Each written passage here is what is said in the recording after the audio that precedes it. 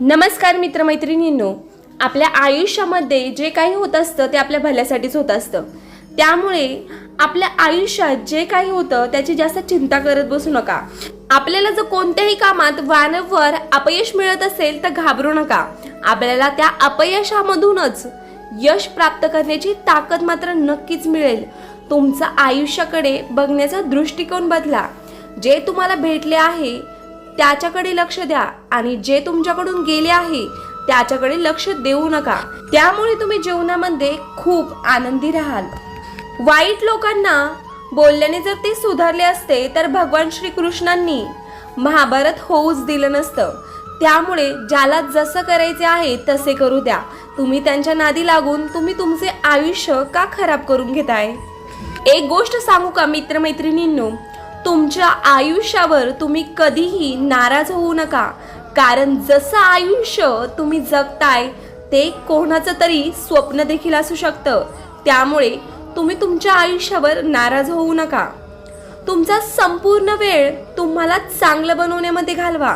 कारण आजकाल नाती माणसांनी नाही तर पैशांनी बनलेली असतात. हेच आजकालचं सत्य आहे.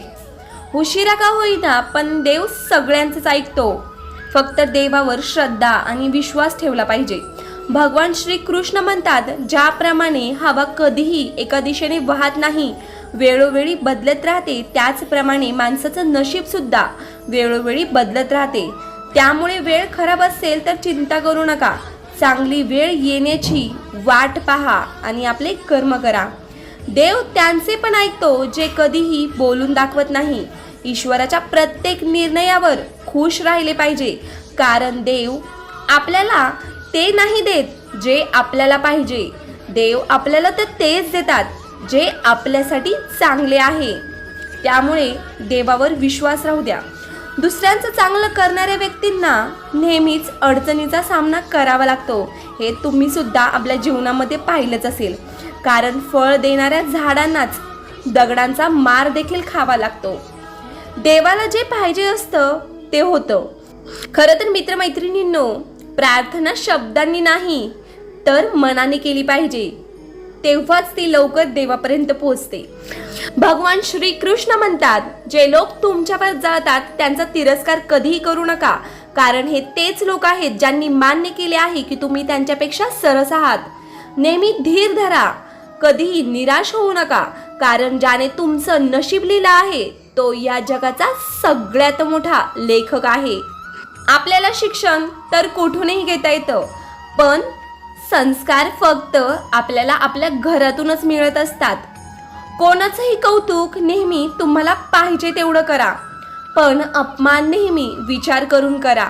कारण अपमान ही अशी गोष्ट आहे जी वेळ आल्यानंतर व्याजासकट परत मिळत असते. पैसा आणखी एक गोष्ट सांगतो, भले मी तुमच्या सोबत वरती येणार नाही, पण जोपर्यंत मी तुमच्या बरोबर खाली आहे तोपर्यंत तुम्हाला कमीपणा येऊ देणार नाही. तुम्ही मागे जाऊन तुमचा भूतकाळ सुधरू शकत नाही, पण आज मेहनत करून तुम्ही तुमचा येणारा भविष्यकाळ नक्कीच सुधारू शकता. हे लक्षात ठेवा. पैसे नेहमी एकच गोष्ट सांगतात, जर आज तुम्ही मला वाचवले तर उद्या मी तुम्हाला वाचवेल. आपल्या आयुष्यामध्ये या 4 गोष्टी करणं आजच सोडून द्या. आयुष्यात नेहमी तुम्ही सुखी आणि आनंदी राहाल. नंबर 1, सगळ्यांना खुश करणं.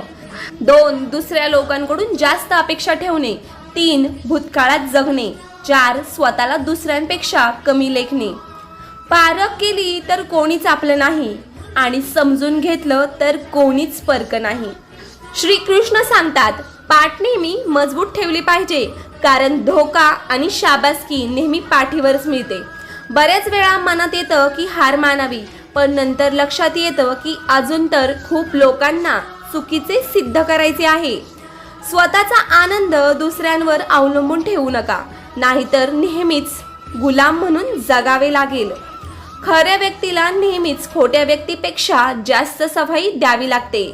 वेळ माणसाला यशस्वी बनवत नाही, तर वेळेचा योग्य वापर माणसाला सफलता मिळवून देत असतो.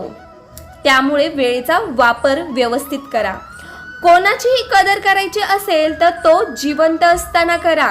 मृत्यूनंतर तर परके लोक सुद्धा रडून जातात. जी व्यक्ती कधीच त्याचे दुःख कोणाला सांगत नाही याचा अर्थ असा नाही की त्याच्या आयुष्यात काहीच दुःख नाही.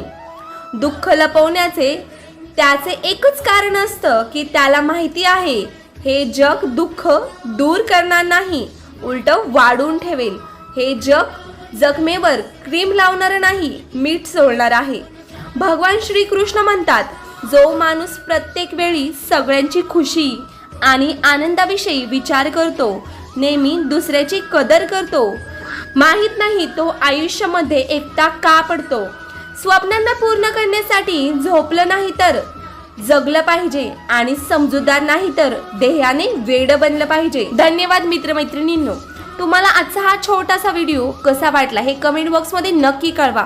व्हिडिओ आवडला असल्यास व्हिडिओला लाईक करा आणि असेच नवनवीन व्हिडिओ पाहण्यासाठी आपल्या चॅनेलला सबस्क्राईब करा. धन्यवाद व्हिडिओ शेवटपर्यंत पाहिल्याबद्दल.